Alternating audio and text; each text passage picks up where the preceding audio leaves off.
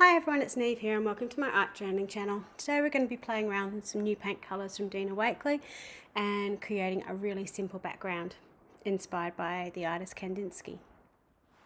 So my background is I used to be a primary school teacher, and one of the things I used to love about being a primary school teacher is not only did I get to teach all the other subjects, but I used to get to teach art in my class too. And we used to do artist studies, and one of them that we used to do is Kandinsky, because he used to do lots and lots and lots of circles. And it's something that, most everyone can have success with drawing a circle and creating fun and funky ways of doing it. And it was a really great way of teaching the students colour theory and how to combine colours, which colours went together, primary and secondary colours, and so on. So that's where this page is coming from. Plus I was just having fun with it, really. So I'd previously done a bit of a swatch page where I found that these beautiful new paints were really opaque and did really, really well straight onto craft paper. Like that yellow is standing out as yellow. So in this page, what I wanted to do was see how the colours stood up against each other. So layering them over the top of each other. I am doing this once I've sort of done one layer, I have dried it. So they are going dry on dry, but you can see immediately that, that blue stands out beautifully over the pink colour, and same with, over the yellow. They just all layer over beautifully. I'm using the Dina Wakley, I can't even remember, I think it's just called Organic Circles stencil, but you could make your own circles. You can make them perfect, you can make them slightly wonky like this. But it's just layering circles over circles over circles. So with this, this one I was really impressed with. Look at that yellow over the purple. Usually yellow is quite a transparent colour, so it just blew my mind that I was able to layer the colours up like that.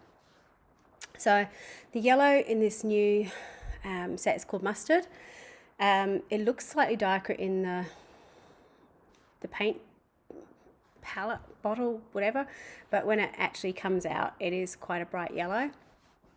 Then there's Malachite, which is this turquoisey colour.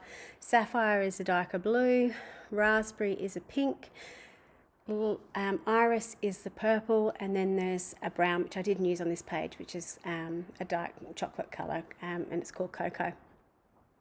So you can see I was just having fun layering over and over and over to create these cool little circles. This would be a great, background for a scrapbooking page or a birthday card, anything. So just so much fun.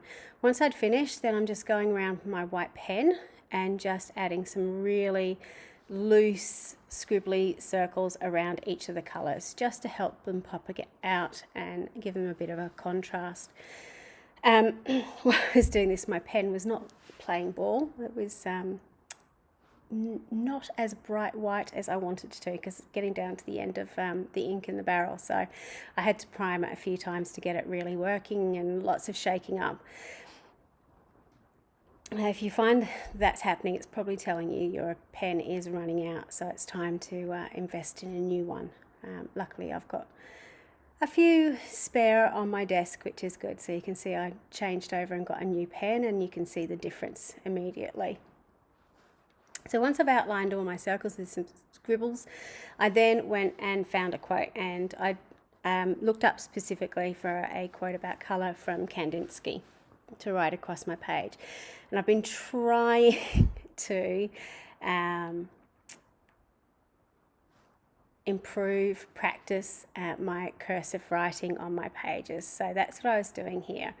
I'm writing with an alcohol marker with a brush tip, just so I can sort of get that flow across the page. I was a little bit unsure of how I was going to do this, so that's why I wrote with a grey first, so it could kind of give a bit of a shadow, and it gave me a bit of an idea of where I was going to put my words on the page so I could write over the top. Obviously using a pencil or something would be a much better idea, just in case there's spelling mistakes or it didn't quite work or it didn't quite fit, but I had a bit of an idea that it would sort of all fit in. Once I've written my quote using my black pen, then I'm going in, when I can find my white pen that works again, because I mixed it up and picked up my other white pen. I'm going in and putting a highlight on my letters, and I decided in the end, because I was frustrated with all the whites, I was going to use a neon green colour, because why not? You've got neon green, you might as well go for it. So I'm doing my highlights on the bottom left hand side of each of my letters, just to give it a little bit of a change from the background there, and it helps push it out and put it into the foreground somewhat. So here is a close-up of the finished page. Really, really simple, but it's a brilliant way to play with new colours, overlay some colours. I decided in the end I just need to put a little bit of extra on, so I added these silhouettes, transparencies from Dina as well. So I hope you have a go at having an artist inspire you, and until next time, bye for now.